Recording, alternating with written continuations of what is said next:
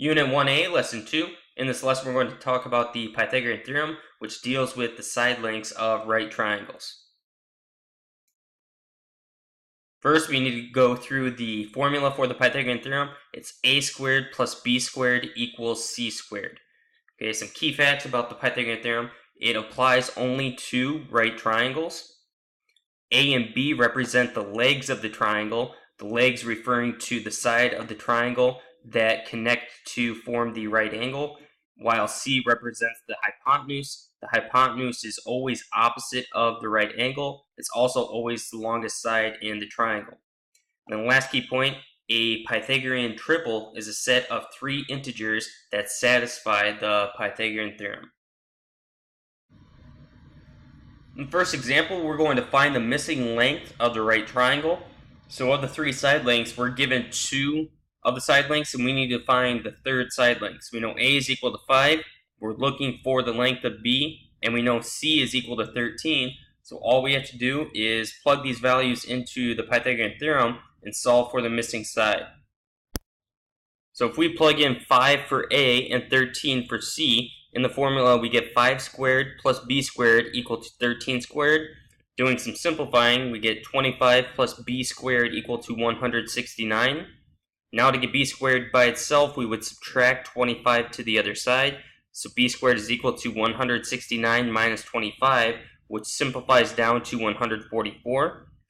We're not quite done with this process because we haven't found the length of B. We know what B squared is, but we want to find length B. So to get rid of the squared, we have to take the square root to both sides of the equation. When we do that, technically when you're taking the square root of a variable squared, you have to account for the positive and the negative result. We'll talk about that more in class. But since we're talking about a specific distance, distances have to be a positive length. You can't have negative distance. So we get B is equal to the square root of 144, which is 12. So that is the missing leg of this right triangle. Another example, finding the missing length in a right triangle. We don't know what the value of A is, that's what we're looking for, but we know B is 6 and C is 8. So plug those values into the Pythagorean theorem, isolate for the value of A. Plugging in those values, we get A squared plus 6 squared equal to 8 squared. Now going through and simplifying, A squared plus 36 equals 64. Subtract 36 to the other side to isolate A squared. A squared is equal to 64 minus 36, which is 28.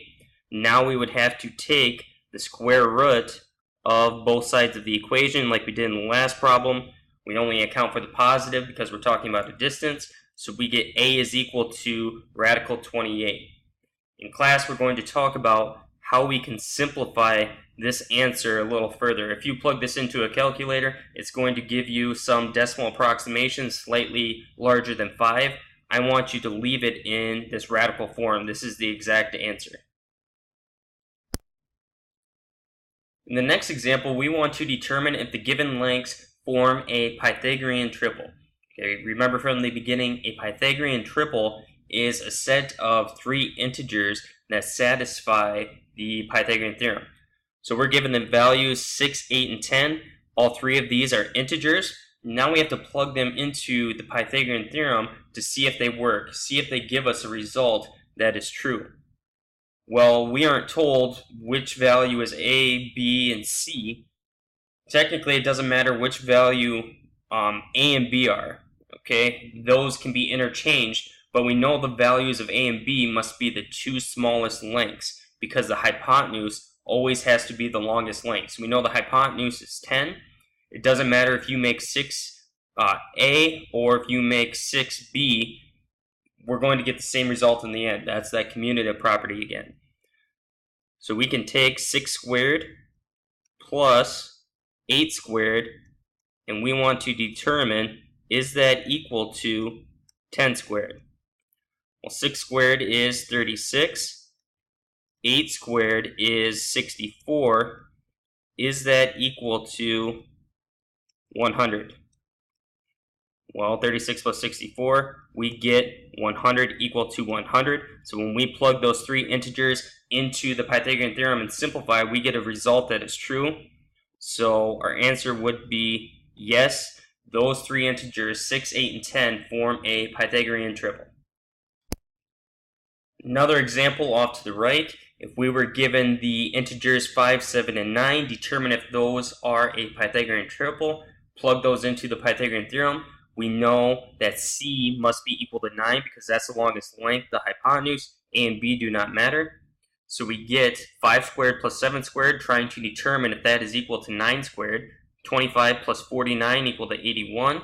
Simplifying the left side, we get 74, which we know is not equal to 81. So this would be no. Those three integers do not form a Pythagorean triple. They do not satisfy the Pythagorean theorem.